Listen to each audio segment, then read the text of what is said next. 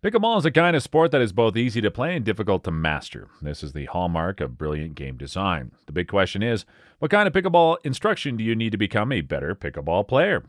So if you're ready to take your pickleball game to the next level, then keep on watching. 1. Make sure to learn from your mistakes. Nobody would ever get upset with you for making a mistake in an ideal world, but we all know that isn't the case.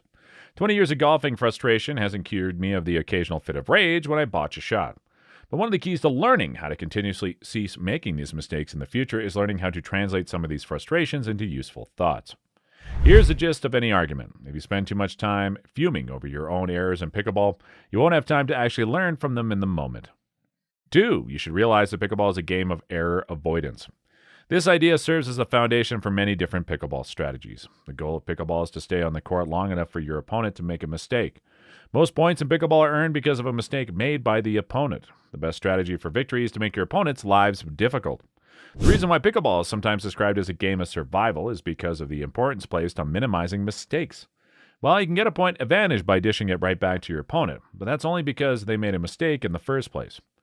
Get the ball over the net as often as possible if you're a novice or intermediate player. This will help you avoid making mistakes. There's more to it than that, though, and I'll explain why shortly. Now, before we move ahead, make sure you subscribe to this channel with a bell notification. If you enjoy watching our content, we upload some awesome pickleball stuff here, which you will most certainly enjoy.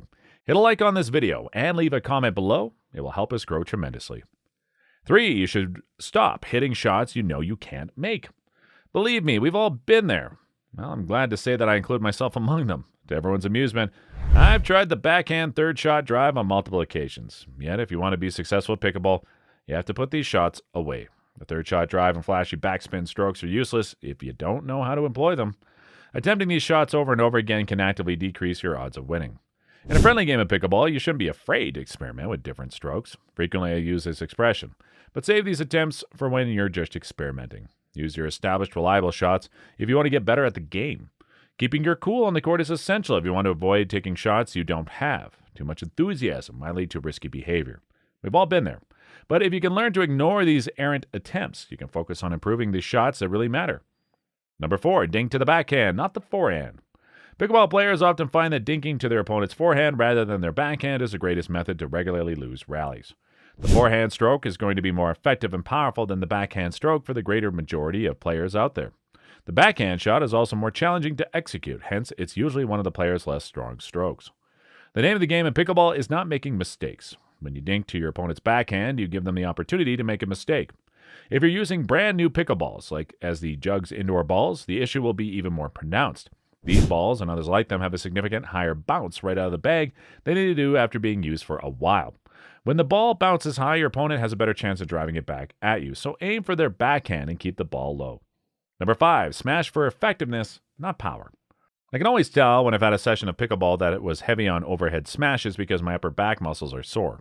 The joy of overhead smashes is tempered by the risk of injury they pose.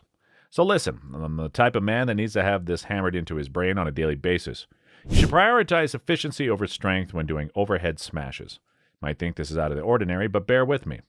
Think about it. How hard does a smash have to be for it to do any damage? Now imagine you slammed a ball at your rival and it reached a speed of 60 miles per hour as it hurtled towards them. Consider that your rival was unable to reach the ball. Would it make a difference if the ball speed reduced to 55 because you didn't hit it as hard? Well, your foe will be able to get their hands on it. Most likely not. However, it's not always the case that a stronger blow results in a better result. As a matter of fact, things could turn out far worse for you. You lose command as you increase the force of your impact. Most likely, it will go outside the area or hit the back of the net. Alternatively, center your attention on positioning and strategy. Instead of employing too much wrist action, you should concentrate on directing the paddle face towards the goal if you find yourself slamming too many balls into the net. And that pretty much wraps this video up, guys.